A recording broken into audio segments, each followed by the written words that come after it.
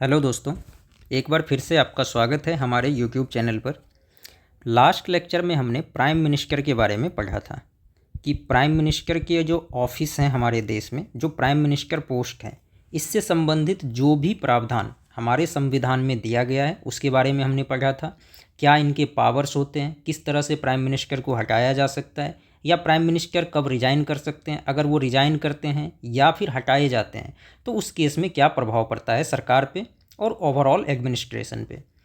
आज के लेक्चर में हम लोग पढ़ेंगे काउंसिल ऑफ मिनिस्टर के बारे में।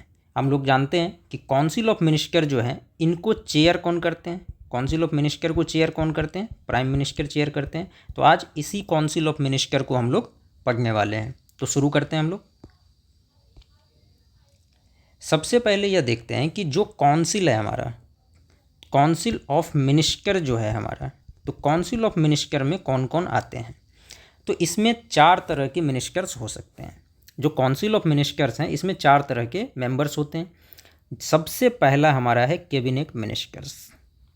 कैबिनेट मिनिस्टर किसी भी मिनिस्ट्री का हेड होता है। जैसे मिनिस्ट्री है, अब मिनिस्ट्री में हम जानते हैं कि ministry of road transport highway है, जैसे ministry of road transport and highway है, मिनिस्ट्री ऑफ रेलवेज है, मिनिस्ट्री ऑफ होम अफेयर्स है, मिनिस्ट्री ऑफ डिफेंस है। तो जो इनके हेड होते हैं, इन सभी विभागों में जो हेड होते हैं वो कौन होते हैं? Cabinet minister. और जो भी डिसीजंस होंगे इन सभी मंत्रालय से संबंधित, उनका डिसीजन मेकिंग पावर मिनिस्टर के पास होता है। तो डिसीजन मेकिंग पावर किसके पास होगा? मिनिस्टर के पास होगा।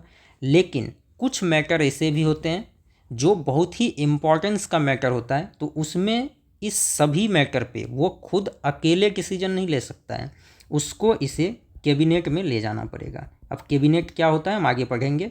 तो कैबिनेट में उसको ले जाना पड़ेगा और कैबिनेट के डिसीजन के बाद ही वो डिसीजन माना जाएगा।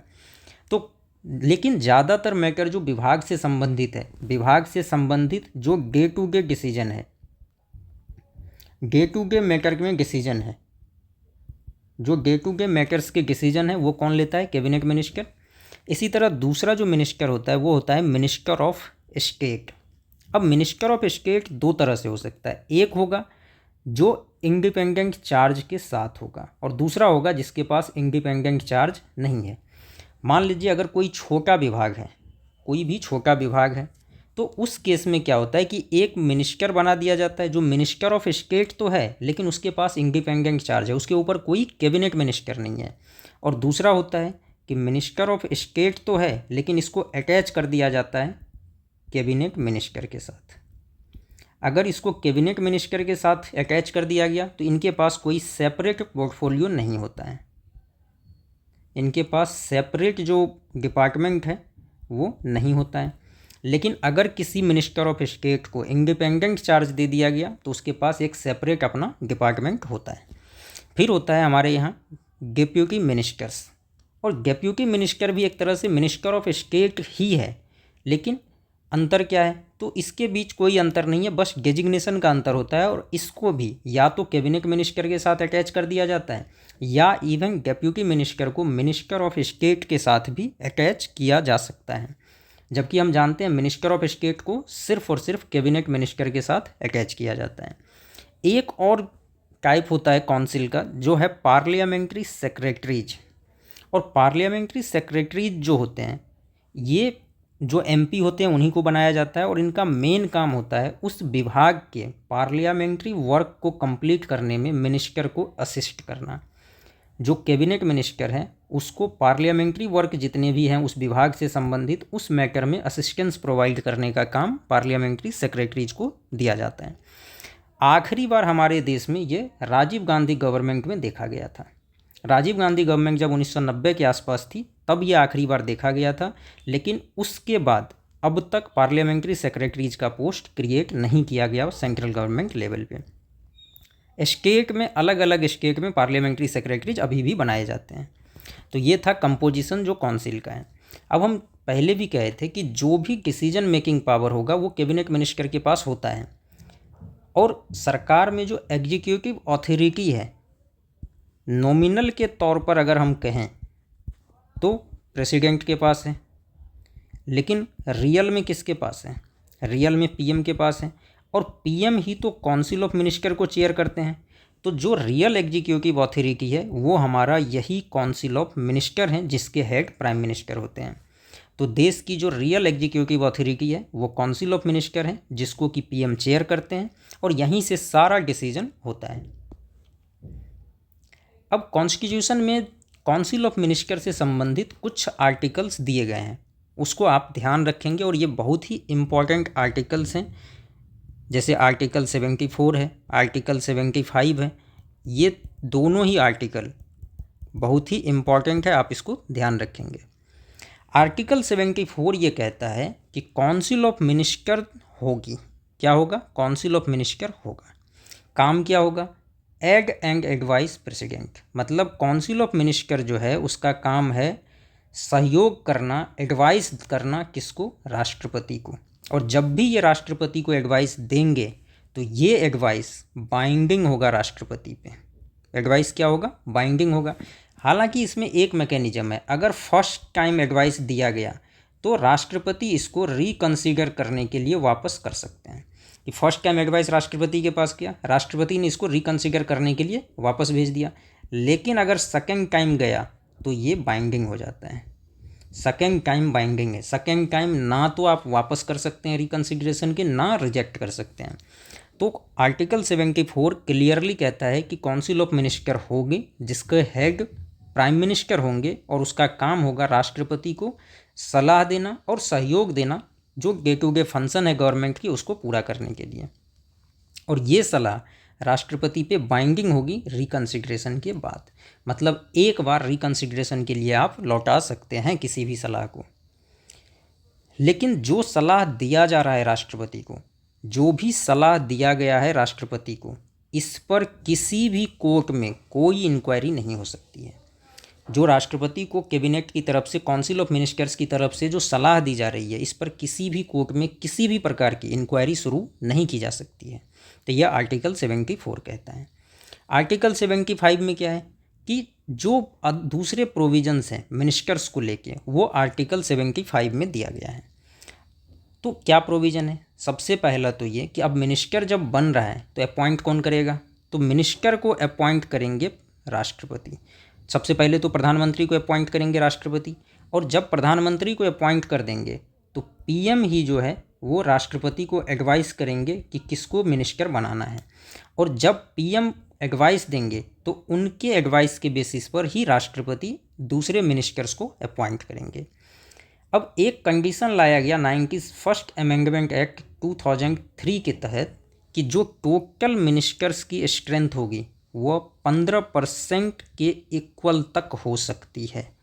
जो लोकसभा की स्ट्रेंथ है उसका 15% मैक्सिमम हो सकता है। ये आप ध्यान रखेंगे।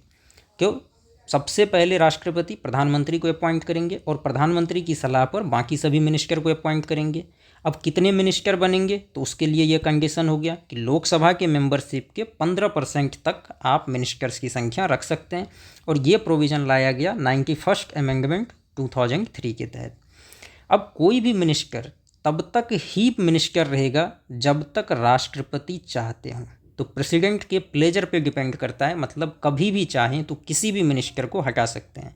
अब यहाँ प्रेसिडेंट के प्लेजर का मतलब है काउंसिल का प्लेजर, मतलब अगर प्रधानमंत्री कभी भी राष्ट्रपति को कहते हैं कि किसी मिनिस्टर को हटाना है तो उसको तुरंत हटा दिया जाएगा।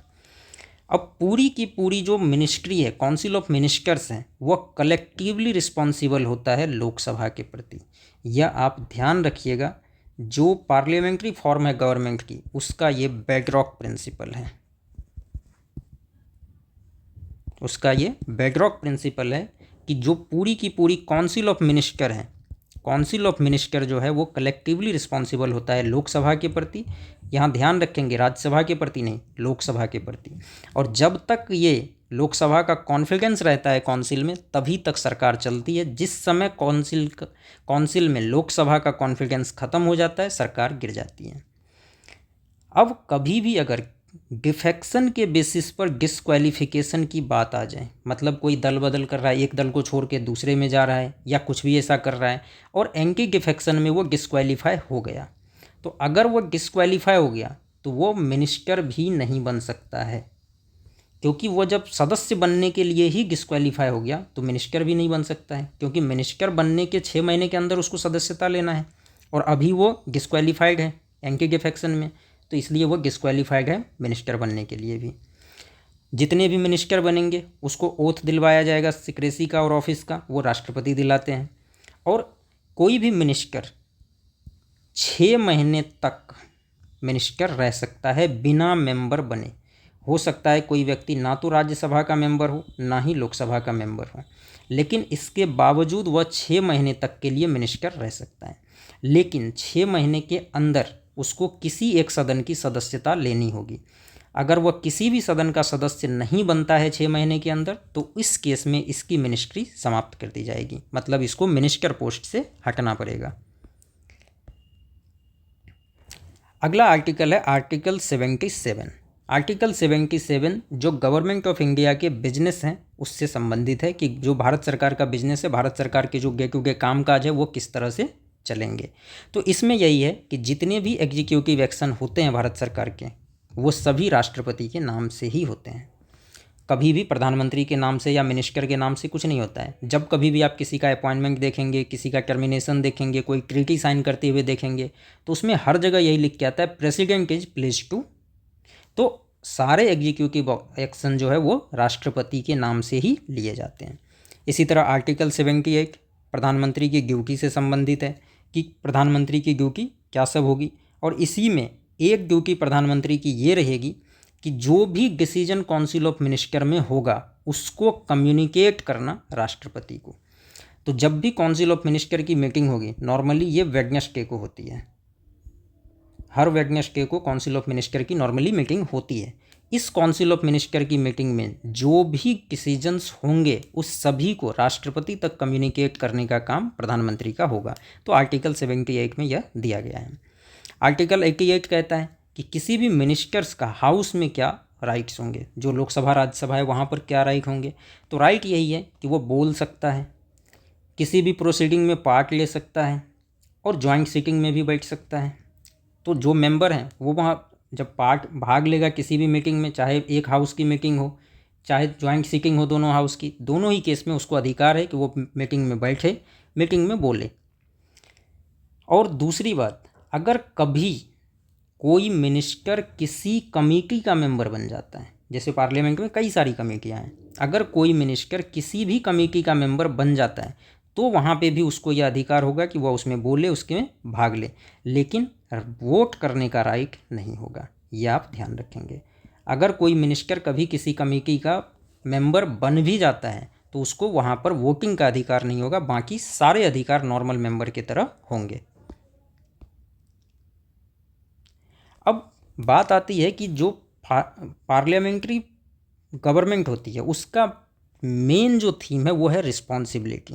हमने पहले ही कहा कि काउंसिल ऑफ मिनिस्टर जो है वो कलेक्टिवली रिस्पॉन्सिबल होता है। कलेक्टिव रिस्पॉन्सिबिलिटी इसकी होती है लोकसभा के प्रति। तो रिस्पॉन्सिबिलिटी कितने तरह की हो सकती है? तो 3 तरह की। पहला है कलेक्टिव रिस्पॉन्सिबिलिटी, जिसमें हमने यही कहा कि पूरी की पूरी जो काउंसिल है वो रिस्पॉन्सिबल होती है लोकसभा के प्रति। एक होता है इंडिविजुअल रिस्पॉन्सिबिलिटी, इसमें सारे मिनिस्टर इंडिविजुअली रिस्पॉन्सिबल होते हैं प्रेसिडेंट के प्रति। अब जब तक प्रेसिडेंट चाहे तभी तक वो मिनिस्टर रह सकता है। तो ये यही है कि इंडिविजुअल रिस्पॉन्सिबिलिटी है। अगर उसके विभाग में कुछ ठीक नहीं चल रहा है, वो सही से काम नहीं कर पा रहा है, तो राष्ट्रपति जब भी चाहेंगे किसी भी मिनिस्टर को उनके ऑफिस से हटा सकते हैं। और एक होता है लीगल रिस्पॉन्सिबिलिटी, लेकिन अपने देश में इंडिया में कोई लीगल रिस्पॉन्सिबिलिटी नहीं है, जबकि ब्रिटेन में है।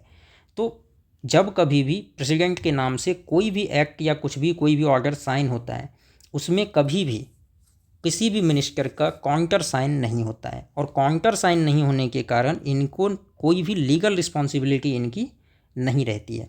और साथ ही साथ ये भी है कि जो भी एडवाइस ये प्रेसिडेंट को देते हैं, हमने पहले ही कहा था कि उस पर किसी भी कोर्ट में इंक्वायरी नहीं हो सकती है। तो जब किसी भी कोर्ट में इंक्वायरी ही नहीं हो सकती है उनके एडवाइस पे, तो उनकी कोई रिस्पॉन्सिबिलिटी नहीं रही, क्योंकि एक्शन तो प्रेसिडेंट ले रहे हैं और एडवाइस किनका था? काउंसिल का। और एडवाइस पे कोई इंक्वायरी नहीं हो सकती और राष्ट्रपति के किसी भी एक्शन पे इंक्वायरी नहीं हो सकती है। तो इसलिए जो लीगल रिस्पॉन्सिबिलिटी का क्लॉज है उससे इम्यून होते हैं काउंसिल ऑफ मिनिस्टर्स। अब डिफरेंस क्या है काउंसिल ऑफ मिनिस्टर और कैबिनेट के बीच? तो जो काउंसिल ऑफ मिनिस्टर होते हैं इसमें सारे मिनिस्टर होते हैं, मतलब इसमें कैबिनेट मिनिस्टर भी होते हैं, मिनिस्टर ऑफ स्टेट भी होते हैं और minister of state independent charge भी होते हैं, तीनों होते हैं। लेकिन जब अगर हम कैबिनेट की बात करें तो कैबिनेट में सिर्फ और सिर्फ सीनियर मिनिस्टर्स होते हैं। सीनियर मिनिस्टर्स नॉर्मली इसमें सिर्फ कैबिनेट मिनिस्टर्स होते हैं। नॉर्मली इसमें कौन होते हैं? कैबिनेट मिनिस्टर्स होते हैं। हाँ, कभी कभी कुछ MOS इंडिपेंडेंट चार्ज वाले को इसमें रखा जाता है, बट जनरली यही है कि सीनियर जो मिनिस्टर्स होते हैं, कैबिनेट मिनिस्टर्स जो होते हैं, वही सिर्फ कैबिनेट के मेंबर होते हैं। और एक्चुअल में जितने भी डिसीजन होते हैं वो सभी यहीं होते हैं। तो मतलब अगर कहा जाए देश में हाईएस्ट डिसीजन मेकिंग बॉडी है तो वो कैबिनेट ही है। जो हमारे देश की हाईएस्ट डिसीजन मेकिंग बॉडी है, डिसीजन मेकिंग बॉडी है, वो कैबिनेट ही है। हर वीक इसकी मीटिंग होती है और कलेक्टिवली यह फंक्शन करते हैं। अब कैबिनेट का रोल क्या है? हमने यही कहा कि कैबिनेट की मीटिंग वीकली होती है। कैबिनेट की मीटिंग वीकली होती है। इस मीटिंग में जो भी देश में इम्पॉर्टेंट डिसीजन लेने हैं, चाहे किसी भी चीज़ से रिलेटेड हो, एजुकेशन से रिलेटेड हो, किसी दूसरे विभाग की किसी पॉलिसी से रिलेटेड हो, कोई भी पॉलिसी डिसीजन हो सकता है, किसी भी स्कीम से रिलेटेड डिसीजन हो सकता है, इंफ्रा से रिलेटेड डिसीजन हो सकता है, लॉ एंड ऑर्डर से रिलेटेड डिसीजन हो सकता है, किसी एक्ट से रिलेटेड डिसीजन हो सकता है, कोई भी डिसीजन हो, वह सभी डिसीजन यहीं पर लिए जाते हैं। तो देश की highest decision making authority cabinet है। कैबिनेट हो गई। जो भी पॉलिसी बनेगा उसको फॉर्मुलेट करने का काम भी कैबिनेट के पास है। तो देश की हाईएस्ट पॉलिसी फॉर्मुलेशन बॉडी भी हो गई। कभी देश में कोई संकट आ जाता है क्राइसिस के केस में, यह क्राइसिस मैनेजर की तरह काम करता है, फॉरेन पॉलिसी डिसाइड करता है। और जितने भी अपॉइंटमेंट्स होते हैं, हायर अपॉइंटमेंट्स, उसमें इनका रोल होता है। किसी भी डिपार्टमेंट में चाहे DG बनना हो, चाहे सेक्रेटरीज बनना हो, चाहे कैग का अपॉइंटमेंट हो, या बाकी और भी अदर जितने भी ऑफिसेस हैं, उन सभी में जो भी अपॉइंटमेंट होते हैं, UPSC है, ECI है, इन सभी में जितने भी अपॉइंटमेंट होते हैं उनमें कैबिनेट का रोल होता है। एक कॉन्सेप्ट आता है इसमें किचन कैबिनेट का। अभी हमने क्या देखा? सबसे बड़ी बॉडी हो गई काउंसिल ऑफ मिनिस्टर, इससे छोटी बॉडी हो गई कैबिनेट, और इससे भी छोटी एक बॉडी होती है, वो होती है किचन कैबिनेट। ये सबसे छोटी बॉडी है किचन कैबिनेट। किचन कैबिनेट में नॉर्मली सिर्फ वो 2-4 मिनिस्टर, 5 मिनिस्टर होते हैं जो PM के बहुत खास होते हैं। तो यह एक तरह से PM का इनर सर्कल के मेंबर सिर्फ इसके मेंबर होते हैं। और इसको सिर्फ इसलिए बनाया जाता है ताकि अगर कभी भी PM को किसी भी मैटर पे तुरंत डिसीजन लेना हो तो ये मेंबर्स उनको इमीडिएटली अवेलेबल रहे और वो उनको सलाह दे सकें। तो ज़्यादा आसानी से फास्ट डिसीजन लेने के लिए किचन कैबिनेट कॉन्सेप्ट को डेवलप किया गया। तो आप लोग यह ध्यान रखेंगे। ये था हमारा आज काउंसिल ऑफ मिनिस्टर से संबंधित जो भी प्रावधान हमारे संविधान में दिया गया है उससे संबंधित लेक्चर था। धन्यवाद दोस्तों, आज के लिए इतना ही।